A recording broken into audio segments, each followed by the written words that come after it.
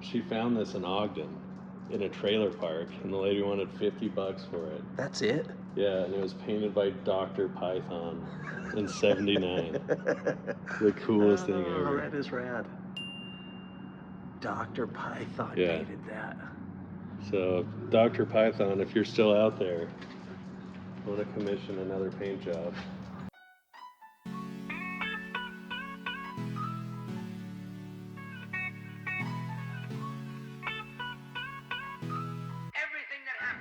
How long is this front end?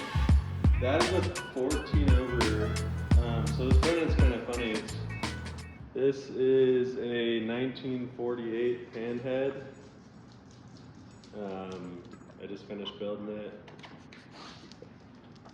a little while ago. I keep changing it, so it's not really ever done, but yeah, original frame, transmission. The motor's the 80-inch stroker now. It's been drilled for outside oiler heads, and yeah, it's a pretty cool bike. I tried to use as much Harley stuff as I could. Like the wheel, when I got this bike, it was stock-ish, had some like repop stuff on it. And I took like the front hub and turned it into the rear hub and laced all that up. Stock primary, rocker clutch. Yeah, I like to use as much real Harley stuff as I can when I can. I like period parts, like how they would have built them back then. So I like to use original Harley stuff or just old Survivor stuff from the chopper days. It's 41 millimeter wide glide with AEE narrow triple trees that are also raked. And it's got extended Barney's style lowers on it. All the fabrication, paint, everything I did. I narrowed that rear fender probably 2.5 inches. Yeah, I tried to do the least amount of Bondo as I could on this too. Most of it's all metal work with just skim passes of Bondo. So this shop, we've been in it for, probably going on like 3 years now, I think. At least, yeah. One of my good friends growing up that I used to skateboard with and stuff, we got in touch a little later on in life, and his dad wanted to have a spot for us to kind of do all this stuff, and he was into bikes, and we all just kind of pulled together and got this super cool spot.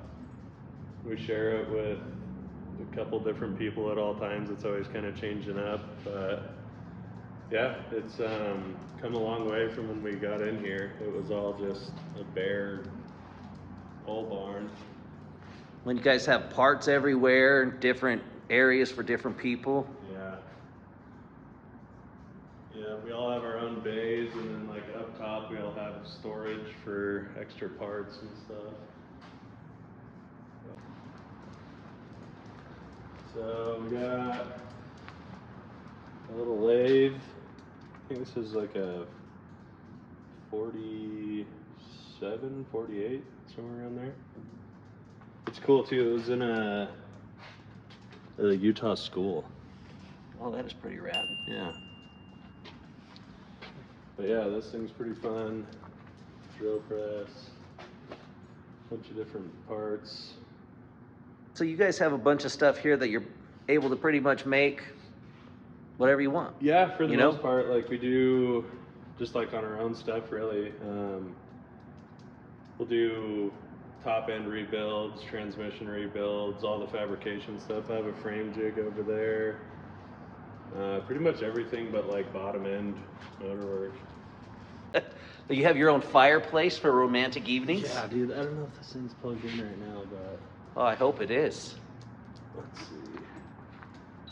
Oh, yes. Yep. Now I'm feeling the romance. Yep, I gotta set the mood. Yes. I'm building this shovel head here, which all the hardtails in the whole World are on back order right now, so waiting on that. This is the drivetrain for that.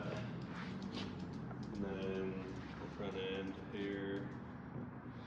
So you got, I mean, seems It's like you got it. It's most of the bike. I'm just waiting on that rear section.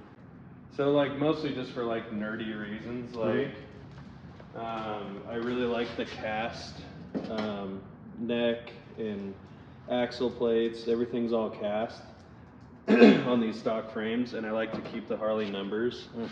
So I have the title because like a lot of your resale value goes to the frame if it's titled as a Harley, or pre-70 it's all to the motor. But Yep. yeah, I don't know, like all the stuff that I build is kind of like less show bike, more just for daily riding and stuff. I try to keep it as functional as possible, but I also like nerd out on little stupid stuff that nobody would probably ever notice. Like this is a panhead front half, knucklehead rear half with an Evo motor stuffed into it, to where like I had to raise the backbone about 1.5 inches and clearance the seat post behind the motor and do a bunch of stuff just to make that work, and 90% of people don't even realize what it is. This is my wife's bike. Oh, really? Yeah. Oh, that's rad. Yeah, she jams this thing. Okay, Survivor CB750 here. I'll turn the light on for you. It's pretty cool. Is that square framed? Yeah, it's somebody, like, I'm sure that thing has probably been in like some crazy magazines and stuff, because it was painted in like the late 60s, early 70s. Oh, it's all molded? Yeah, it's crazy. That's cool. The swoop in the neck. Where'd you guys find it? It was in some guy's storage unit in Salt Lake that had nothing to do with motorcycles. He was just like, I think he was selling stuff out of storage units. But my buddy Carson had picked up a really, really bad CB750 chopper bobber thing, and then found this that didn't have a motor, so he just is kind of piecing together this bike out of the two. Yeah, that's pretty cool. 28 over Harley Springer on that thing. Pretty wild. Is he gonna run it just like this? Yeah, he's gonna leave it as he found it. You know, try to preserve it as much as he can, because like, man, somebody put in some serious work. A lot. Yeah. This thing is pretty wild. Well, in all the coffin tanks that I've seen, the bottom's flat. Yeah. And so to me, it looks like they've done work to the bottom of that, but I could be wrong. Yeah, they've definitely did a lot of crazy custom stuff on this. And like Carson was trying to clean out the inside of this, because it was pretty bad. And he was like having to like rotate the whole thing by hand with like a bunch of vinegar and bolts and nuts in there. And it was pretty funny watching him try to do that. But so my wife was like looking on like one of those yard sale sites or something. She found this in Ogden in a trailer park, and the lady wanted $50 for it. That's it? Yeah, and it was painted by Dr. Python in '79. The coolest thing ever. That is rad. Dr. Python painted that. So, Dr. Python, if you're still out there, I want to commission another paint job. That would be rad. So I wanted to run this thing, but it's pretty he doesn't much shit. My buddies would all meet up at a skate park up in South Ogden, and one night I remember we were there, and like all these like drywaller, like construction dudes all showed up, like the old guy crew, and they were all on a bunch of like custom made motorcycles. And I remember they like pulled up, and I was just like, what is that? You know, like I went out into the parking lot, and they were like getting off their bikes, unstrapping their boards and stuff. And I was just like, what are these? Like, and they're just like, oh, just like, this is a whatever, this is a whatever. And I was like, where did you get these? And they're like, oh, we just made them. And like talking to my brother, I was just like, dude, what if we had motorcycles to like go on skateboarding trips and like do all this fun stuff? And then it just kind of evolved into like what it is now, which is crazy to think about because it's come a long way and I don't really skate anymore. So finally I was just like, I'm just gonna do like a bike show up here. And I did the first one a couple years back, just at a bar downtown, and that was super fun. And then the next one I did with my buddy AJ from Iowa. He moved down here, and we decided we were gonna do one, and we kind of went a little overboard on that one, like bit off a little more than we could chew. Like decided to give away a bike and Damn. a whole bunch of stuff. So. And that's the Junction City Chopper show, Junction right? City, yeah. Getting to see friends from all over the place. We had buddies come in from like Australia, Mexico, like all over the place, it was rad. It was a lot of fun.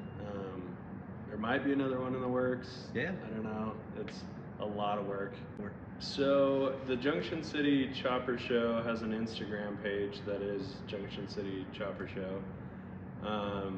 It's kind of dead right now just because I don't have anything immediately planned, but you can find updates and stuff on there, or just 𝐿𝐥𝐞𝐫, my Instagram. I'll post stuff on there, and there's nothing like, and I'm sure you know, you've been doing this way longer than me, but like being able to like roll down the road with your buddies on something that you put so much work into, you know, like, you know, every square inch of this machine, and like had to be so frustrated you're like almost to tears sometimes, you know, and then finally be able to do it, like it's like the best feeling ever, you know. So this is a little bit of a long story, I don't know. It's all right. So growing up, my mom had she has epilepsy, like really bad, and she needed a brain surgery. And my dad is just like the hardest working dude you've ever met. And without any question or anything, he took his bike and sold it so that my mom could have this brain surgery. And he never complained once, never said anything. And yeah, just sold his bike. And my brother Spencer and I decided that we were going to just secretly build him a bike. And so we started like pulling together parts, and all of our friends were pitching in, and like we got him pretty much a full bike built, and was able to surprise him before we went. He thought he was just gonna go and like hang out with us on this trip to New Mexico, and we showed up and we're like, oh, you can just ride this bike, you know? And he was just like, what is that? And I was like, that's your new bike. And we got to surprise him, and that was probably like the coolest thing ever, because he's our dad, you know. He's supported us in anything that we wanted to do our whole lives, and it was cool to be able to do something for him. Yeah, no, that's pretty rad. And then just watch him be like the coolest chopper dude ever too, like ripping that thing like states on rigid frame, like just partying as hard as anybody else. Yep. Like, and he loves it. Now he's like giving dudes shit at our work and stuff, like, oh, nice bike. Like, I remember when I was a baby and I had suspension and stuff, just like, it's super funny. Any last words for anybody watching? I don't know, just get out there and do it, you know? If you really want to do something like this, or cars or anything, like, don't be scared, just go for it, you know? It's all just metal. You can weld it back up and grind it back down. Yeah, just don't ever let stuff get you down. Like, don't listen to negative people. And one of the biggest things is like, surround yourself with people that want what you want, you know?